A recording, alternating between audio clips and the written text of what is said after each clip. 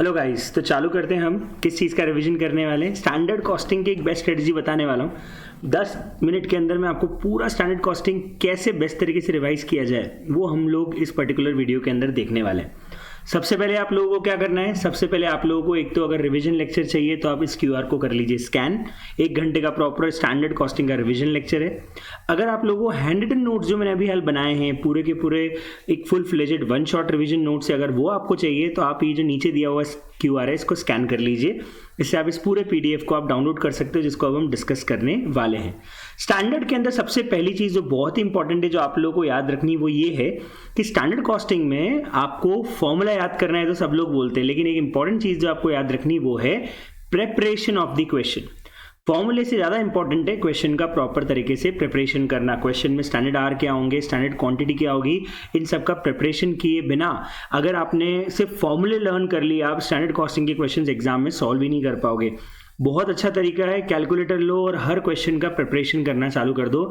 हर question में standard quantity, standard hour, standard rate, standard price और budget output, actual output, calendar variance के लिए days, budget, actual rates सब calculate करके रख लो। अगर वो आ गया ना RBH, RSH, RSQ सब निकाल के रख दो। अगर वो आ गया ना तो अब मैं मानता हूँ स्टैंडर्ड कॉस्टिंग आप लोगों से पूरा बन गया। फॉर्मूले लर्न करना बहुत ही आसान है। अब ध्यान रखना, मैंने इसके साथ साथ सबसे पहले जो टॉपिक्स हमें कवर करने स्टैंडर्ड कॉस्टिंग के अंदर, सबसे पहला टॉपिक रहेगा फॉर्मूला सारे लर्न कर लो अच्छे से।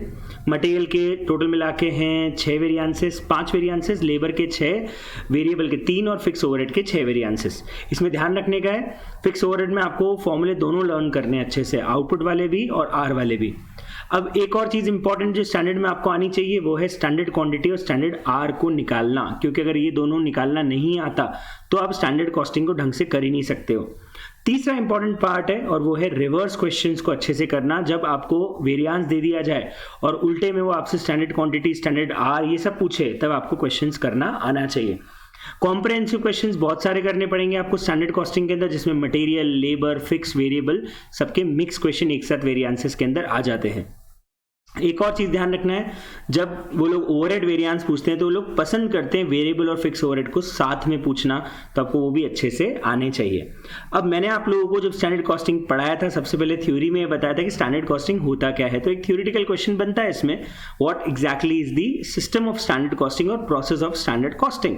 तो यहाँ पे अपने को समझना है कि स्टैंडर्ड कॉस्टिंग 5 स्टेप में बटी हुई होती है। स्टैंडर्ड को सेट करना, उसकी रिकॉर्डिंग करना, एक्चुअल से कंपेयर करना, फाइंडिंग द रीजंस, ये सबसे इंपॉर्टेंट है, वेरिएंस एनालिसिस जिसको हम बोलते हैं वो करना, और फाइनली उसके ऊपर करेक्टिव एक्शन लगाना। तो हम जो प्रैक्टिकल में पढ़ने वाले इन 2 पार्ट में कवर हो जाता है, दैट इज कंपैरिजन करके हम लोग रीजंस फाइंड आउट करते हैं कि ये प्राइस वेरिएंस है, यूजेज वेरिएंस है, कि ये कैलेंडर वेरिएंस है। तो हम लोग एक्चुअली प्रैक्टिकल में पूरा वेरिएंस एनालिसिस करते हैं। अब फॉर्मूले हैं सारे, अब फॉर्मूले तो ऑफकोर्स आपको मॉड्यूल में भी दिए हुए हैं। इस PDF से आप चाहो तो सारे फॉर्मूले एक साथ एक ही जगह आपको सिंगल PDF के अंदर मिल जाएंगे, और वो भी फटाफट शॉर्ट में सारे फॉर्मूले विद प्रॉपर चार्ट दिए हुए हैं। खास बात है, जब हम मटेरियल वेरिएंस निकालते हैं तो कुछ मेन ऑब्जर्वेशंस का आप ध्यान रखिएगा। पहले तो सर SQ क्या होता है ध्यान रखना। स्टैंडर्ड क्वांटिटी मींस जितना आपने आउटपुट बनाया उसमें कितना रॉ मटेरियल लगना चाहिए, उसको हम स्टैंडर्ड क्वांटिटी मानते हैं। एक्चुअल क्वांटिटी क्या होता है सर? जितना हम लोग क्वांटिटी कंज्यूम कर रहे हैं वो हम एक्चुअल क्वांटिटी मानते हैं। पर कई बार होता है क्वेश्चन में अगर ओपनिंग, क्लोजिंग, परचेज दिया हो तो कंज्यूम निकालना पड़ता है। इस केस में ओपनिंग स्टॉक की प्राइस हमेशा हम कौन सी मानते हैं? याद है आप लोगों को, FIFO मेथड से स्टैंडर्ड प्राइस ली जाती है ओपनिंग स्टॉक की। तो ओपनिंग स्टॉक की प्राइस वो ली जाती है जो हमको इस क्वेश्चन का स्टैंडर्ड दिया है, उसे हम एक्चुअल प्राइस मानते हैं ओपनिंग स्टॉक की। अब एक और चीज है, एक आध क्वेश्चन ऐसा भी आपको मॉड्यूल में दे रखा है जहां पे एक्चुअल क्वांटिटी कंज्यूम गिवन ही नहीं है, ना ओपनिंग गिवन है ना क्लोजिंग गिवन है, बस एक्चुअल क्वांटिटी परचेज दे दी है। सर कैसे फाइंड आउट करेंगे वहां पे कितनी एक्चुअल क्वांटिटी कंज्यूम्ड होगी? वहां पे आप ये देखो कि आपको मिक्सेज और बैचेस दिए हुए हैं, क्या कितने मिक्सेज में प्रोडक्ट बना, कितनी बैचेज में प्रोडक्ट बना। अगर एक बैच में 100 क्वांटिटी लग रही है और आपने 200 बैच बनाया तो हम बोल सकते हैं आपने 20,000 क्वांटिटी का यूज किया होगा। इस तरीके से आप एक्चुअल क्वांटिटी कंज्यूम जो है वो निकाल सकते हो। इसके बाद एक और चीज ध्यान रखना, अगर आपको रिवर्स क्वेश्चन है तो आपको वो पता होना चाहिए कि किन किन के टोटल से कौन सा फॉर्मूला बनता है। जैसे MCV में MPV प्लस MUV जोड़ के बनता है, MUV MYV और MMV मिलके बनता है, तो वो आपको अच्छे से मालूम होना चाहिए।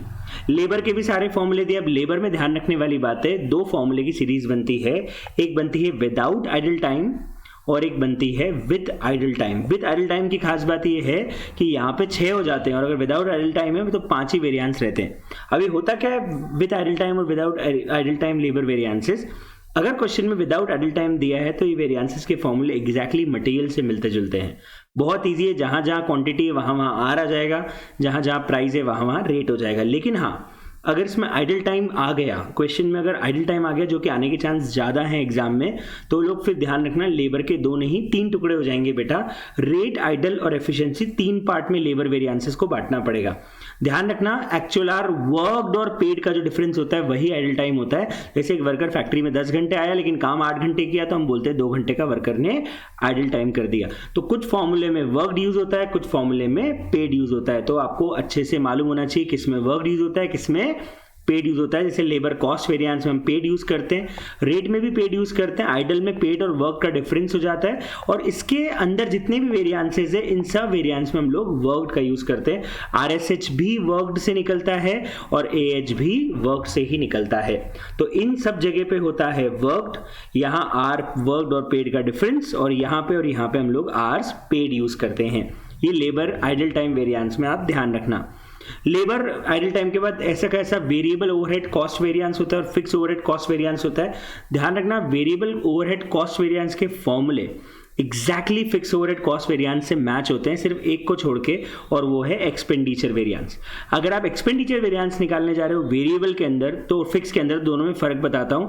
फिक्स ओवरहेड में एक्सपेंडिचर वेरिएंस का फॉर्मूला होता है budgeted overhead minus actual overhead, जबकि वेरिएबल ओवरहेड में एक्सपेंडिचर का वेरिएंस का फॉर्मूला होता है standard overhead minus actual overhead. दोनों में फर्क क्यों है? क्योंकि कारण है कि वो खर्चा फिक्स्ड है। तो फिक्स ओवरहेड में बजट ओवरहेड ही होना चाहिए था क्योंकि फिक्स खर्चा है। तो अगर सोचा 1 लाख था तो लगना भी 1 लाख चाहिए था, चाहे आपने आज ज्यादा काम किया हो, क्योंकि फिक्स खर्चा है। लेकिन वेरिएबल में सोचा 1 लाख है और आर 10,000 थे, लेकिन बाद में आर 11,000 हो गए, तो आप कैसे सोच सकते हो कि 1 लाख ही लगेगा? क्योंकि आर्स बढ़े हैं तो ओवरहेड भी बढ़ने चाहिए। तो स्टैंडर्ड आर यही बोलता है कि जो भी आपके बजटेड आर से उससे डिवाइड करके इसको एक्चुअल आर पे लेके आ जाओ, तो it will be called as standard overheads. और standard overhead minus actual overhead करोगे तो आप एक्सपेंडिचर वेरिएंस वेरिएबल ओवरहेड का आराम से निकाल लोगे। बाकी अगर मैं आपको बोलूं तो फिक्स ओवरहेड वेरिएंस और एफिशिएंसी वेरिएंस, ये दोनों वेरिएंस तो एग्जैक्टली फिक्स ओवरहेड से मिलते जुलते हैं। तो अगर आपको फिक्स ओवरहेड वेरिएंस का ये और ये फॉर्मूला आता है तो वेरिएबल ओवरहेड में सिर्फ रेट ही बदलेगी, फिक्स की जगह वेरिएबल की आएगी, बाकी पूरे फॉर्मूले एग्जैक्टली सेम है। तो फाइनली आए थे हम लोग सबसे टिपिकल वेरिएंस अगर कोई पूरे स्टैंडर्ड कॉस्टिंग में माना जाता है तो कौन सा वेरिएंस है? Fixed overhead cost variance. और आपको बता दूं इसको निकालने के ऑलमोस्ट सारे फॉर्मूले में 2 तरीके निकाले जा सकते हैं। यूनिट से भी निकाल सकते हैं और इसको आर से भी निकाल सकते हैं। यूनिट से निकालें तो एक्चुअल आउटपुट पे ओवरहेड्स की रिकवरी करते हैं हम लोग, जबकि अगर आर में निकालें तो स्टैंडर्ड आर पे ओवरहेड्स की रिकवरी होती है। तो बेसिकली ये है ओवरहेड रिकवर्ड, ये है ओवरहेड इनकर्ड, और इन दोनों का डिफरेंस एक्चुअली होता है अंडर रिकवरी। तो फिक्स ओवरहेड वेरिएंस मतलब ओवरहेड्स की अंडर रिकवरी है। तो स्टैंडर्ड आर पे भी निकाली जा सकती है और एक्चुअल आउटपुट पे भी ओवरहेड वेरिएंस की रिकवरी निकाली जा सकती है। अब ओवरहेड वेरिएंस के 2 पार्ट होते हैं, एक होता है एक्सपेंडिचर और एक होता है वॉल्यूम। एक्सपेंडिचर बताता है खर्चा कितना ज्यादा हुआ जितना होना था उससे, और वॉल्यूम बताता है क्वांटिटी कितनी कम बनाई उस कारण कितना अंडर रिकवरी हुआ है। इसका फॉर्मूला सिंपल है बजट माइनस एक्चुअल, लेकिन वॉल्यूम में भी 2 फॉर्मूले हैं, या तो आप आउटपुट बेस्ड फॉर्मूला यूज कर लो या फिर आप आर बेस्ड फॉर्मूला यूज कर लीजिए, वो आपको चॉइस है। प्लस कई बार होता है क्वेश्चन आपको या तो सिर्फ क्वांटिटी देता है या सिर्फ आर देता है, तो आपको दोनों फॉर्मूले अच्छे से लर्न होने चाहिए। कैलेंडर वेरिएंस होता है, वॉल्यूम के 3 टुकड़े होते हैं। पहला होता है कैलेंडर, कैपेसिटी और एफिशिएंसी। अब वॉल्यूम में जो कैलेंडर है वो सिर्फ तब निकलता है जब क्वेश्चन में नंबर ऑफ डेज दिए, अगर क्वेश्चन में नंबर ऑफ डेज नहीं दिए तो ये वाला वेरिएंस निकलता ही नहीं है। अब अगर नंबर ऑफ डेज दिए हैं तो फॉर्मूला कैपेसिटी का होता है AH माइनस RBH, और RBH क्या होता है? एक्चुअल डेज के हिसाब से हम हमारे बजटेड आवर्स को रिवाइज कर रहे हैं, उसको बोलते हैं RBH। पर अगर क्वेश्चन में डेज नहीं दिए तो आपका BH और RBH सेम हो जाता है, तो आपका फॉर्मूला बनता है AH माइनस BH। मैं हमेशा बच्चों को बताता हूं इसमें गोल्डन क्वाड्रिलेटरल बन रहा है। अगर कैलेंडर वेरिएंस है, कैसे गोल्डन क्वाड्रिलेटरल बन रहा है मैं आपको समझाने की कोशिश करता हूं। जैसे एक तरफ आपके पास में SH है, एक तरफ आपके पास में BH है। ये दोनों का जो फॉर्मूला है वो एक्चुअली वॉल्यूम वेरिएंस को डिनोट करता है, BH और SH को। अब BH और RBH ये जो हमने किया, ये एक्चुअली हमने किया कैलेंडर वेरिएंस को डिनोट करता है कि बजटेड आर इतने होने चाहिए और रिवाइज बजटेड आर इतने होने चाहिए। डेज जो चेंज हुआ उसको डिनोट करता है। RBH और AH के बीच जो होता है उसको हम कैपेसिटी वेरिएंस बोलते हैं, जो बताता है कि इसकी कैपेसिटी कितनी होनी चाहिए। और SH और AH के बीच में जो होता है उसको हम एफिशिएंसी वेरिएंस बोलते हैं, जो बताता है कि वर्कर ने कितनी स्पीड से काम किया। तो यहाँ पे गोल्डन क्वाड्रिलेटरल कैसे बन गया, आपका SH और BH का डिफरेंस होता है वॉल्यूम, आपका BH और RBH का डिफरेंस होता है कैलेंडर, RBH और AH का डिफरेंस होता है कैपेसिटी, और AH और SH का डिफरेंस होता है एफिशिएंसी। तो इस तरीके से गोल्डन क्वाड्रिलेटरल बनता है। अगर मान लो कैलेंडर वेरिएंस नहीं है तो आपको बता दूं यहाँ SH आएगा, यहाँ BH आएगा और यहाँ पे AH आएगा, 3 ही होंगे क्योंकि RBH नहीं होगा। तो ये डिफरेंस कहलाता है वॉल्यूम, BH और AH का डिफरेंस कहलाता है कैपेसिटी, और SH और AH का डिफरेंस कहलाता है एफिशिएंसी। क्योंकि कैलेंडर नहीं होता है तो सिर्फ ट्राइंगल बनता है, यहाँ पे क्वाड्रिलेटरल नहीं बनता है। तो ये चीज आपको अच्छे से मालूम होनी चाहिए। एक और चीज जो आपको ध्यान रखना है इन फिक्स ओवरहेड वेरिएंसेस, और वो है डेटा प्रिपरेशन कैसे करनी है। आपको जो स्क्रीन पे डेटा दिख रहा है वही सब डेटा आपको फिक्स ओवरहेड वेरिएंस को लेके अच्छे से प्रिपेयर करके रखना पड़ेगा। क्वेश्चन में बजट और एक्चुअल के नंबर ऑफ डेज दिए होंगे, ओवरहेड्स दिए होंगे, आवर्स दिए होंगे, आउटपुट दिया होगा या फिर आवर्स की जगह कई बार कई बार स्टैंडर्ड टाइम भी दे देते हैं। तो दोनों में से एक चीज भी गिवन होगी तो दूसरी चीज अपने आप निकल के आ जाएगी। अगर कैलेंडर वेरिएंस है तो RBH भी निकाल लेना, SH हमेशा निकालना पड़ेगा अगर आपको एफिशिएंसी भी निकालना है और अगर आपको स्टैंडर्ड R वाला फॉर्मूला यूज करना है। SO निकालना हमेशा कंपलसरी नहीं होता है। अगर आर्स दिए हैं तो SO की जरूरत नहीं पड़ती। SO है क्या सर? SO है जितना R काम किया उसमें कितना आउटपुट बन जाना चाहिए था। अगर आप SO का फॉर्मूला देखोगे तो मैंने यहाँ पे SO का फॉर्मूला भी लिखा हुआ है। जितना आप बजटेड R है उसको एक्चुअल R के हिसाब से कन्वर्ट कर दो तो आपका जो आउटपुट आएगा उसे हम स्टैंडर्ड आउटपुट बोलते हैं। वो ऑप्शनल होता है, जनरली तब निकालना पड़ता है जब क्वेश्चन में आर्स गिवन ही नहीं हो। 3 रेट निकालनी पड़ती, पर डे, पर मिनट और पर आवर। ये हमेशा बजट से निकलती है। हम एक्चुअल रेट का यूज नहीं करते ओवरहेड के अंदर, क्योंकि ओवरहेड्स की पूरी रिकवरी हमेशा सिर्फ बजट से होती है। तो पर डे रेट होती है, पर मिनट रेट होती है और पर आवर रेट होती है। ये भी आपको निकालनी पड़ती है। अब इसके साथ मैंने क्या किया, पास एग्जाम का सारा एनालिसिस आपको दे दिया है। मई 18 से लेके सितंबर 24 तक जितने एग्जाम क्वेश्चंस आए हैं, कौन से क्वेश्चंस इजी थे, कौन से क्वेश्चन नोट से मिलते जुलते हैं, कौन से क्वेश्चन मस्ट डू है, कौन से क्वेश्चन करने चाहिए, और पूरा डिटेल मैंने आपको इसमें लिख के दे दिया है। साथ में मैंने आपको बता दिया कि आपको एग्जाम के पहले कितने क्वेश्चन और कौन कौन से क्वेश्चन की प्रैक्टिस कर लेनी चाहिए। क्वेश्चन नंबर 3 से लेके 31 मैंने पूरी लिस्ट दी है नोट्स में। मॉड्यूल में सिर्फ 2 ही क्वेश्चन और करना है आपको, PQ3 और PQ14, और पास एग्जाम में तो मैंने ऊपर बता ही दिया कौन कौन से क्वेश्चंस आपको करने रहेंगे। So this is all about standard costing. अगर आपने ये PDF फॉलो कर लिया और इसके हिसाब से पूरे स्टैंडर्ड को रिवाइज किया तो आपका स्टैंडर्ड बेहतरीन तरीके से रिवाइज हो जाएगा, कुछ भी मिस नहीं होगा। तो अब मैं आपको अगला वीडियो देने वाला हूं मार्जिनल कॉस्टिंग का, और फिर मैं आपको ओवरहेड्स का भी ऐसा का ऐसा 1 शॉट रिवीजन का वीडियो बना के दूंगा। थैंक यू गाइज, मिलते हैं अगले वीडियो में। Thank you, bye bye.